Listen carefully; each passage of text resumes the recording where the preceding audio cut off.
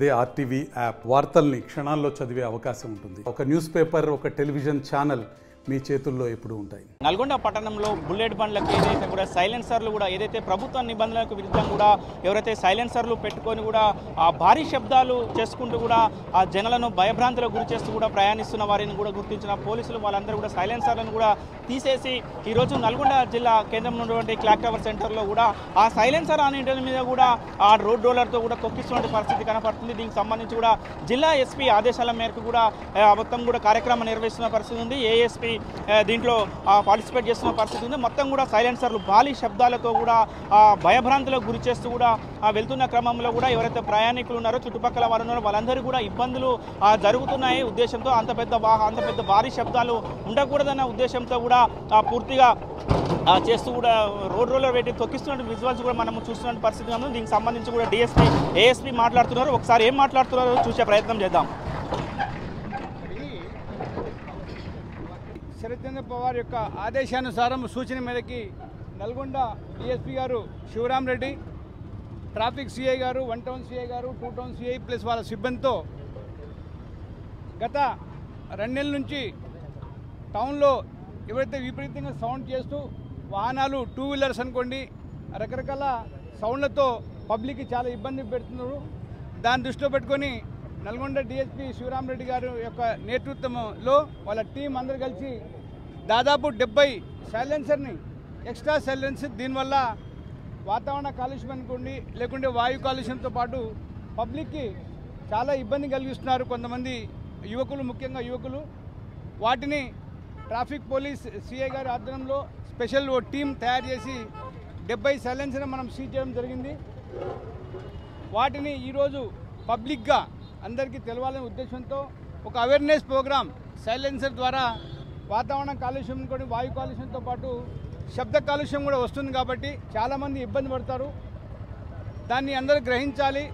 అందరి బాధ్యతగా మీకు ఎలాంటి సమాచారం ఉన్నా మన పోలీస్ వ్యవస్థకి మా traffic CI number, DSP number మీ అందరికీ తెలుసు. వాళ్ళకి సమాచారం ఇవ్వండి. వాళ్ళ సమాచారం గోప్యంగా ఉంచుతాం.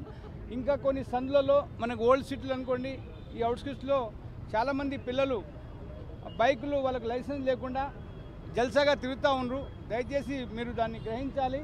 ఈ వెహికల్స్ ఇప్పుడు మనం సీజ్ చేసినట్టు ఈ 70 ఎక్స్ట్రా సైలెన్సర్ వాళ్ళందరి మీద కేసులు బుక్ చేయడం జరిగింది.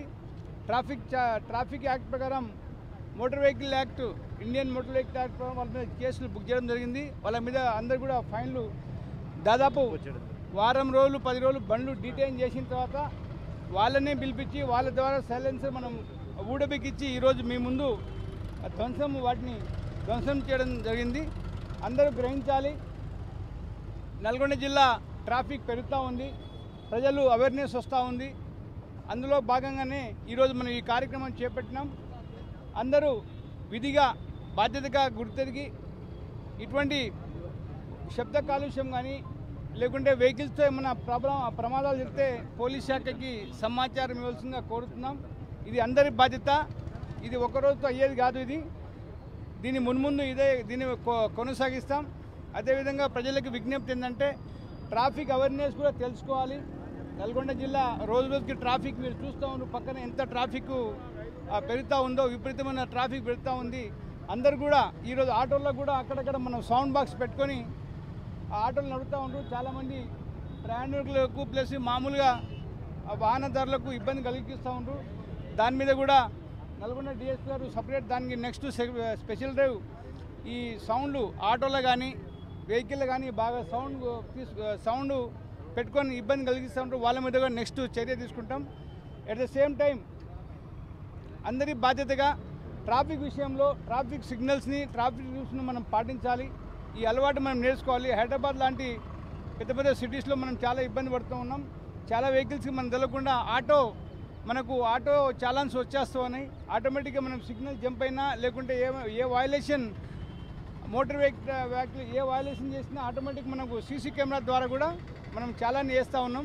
దాన్ని అందరూ గ్రహించి పోలీస్ శాఖకి అందరూ కృషిగా బాధ్యతగా మీరందరూ ఇస్తారని ఆశిస్తున్నాం. మొత్తం కూడా ఏఎస్పీ రాములు నాయక్ గారు చెప్తున్నారు ఒకటి, ఏవైతే ఇప్పటి వరకు కూడా సీజ్ చేసినటువంటి 70 సైలెన్సర్లు ఉన్నాయో 70 సైలెన్సర్లను కూడా మేము పూర్తిగా చేస్తున్నాం. వాయు కాలుష్యం, శబ్ద కాలుష్యం లేకుండా కూడా ఎవరైతే పెద్ద భారీ శబ్దాలతో వస్తున్న వాటిని కూడా మేము ఈరోజు రోడ్లతో కూడా తొక్కిస్తున్నామని చెప్తున్న పరిస్థితి మనం విజువల్లో కూడా చూస్తున్నాం.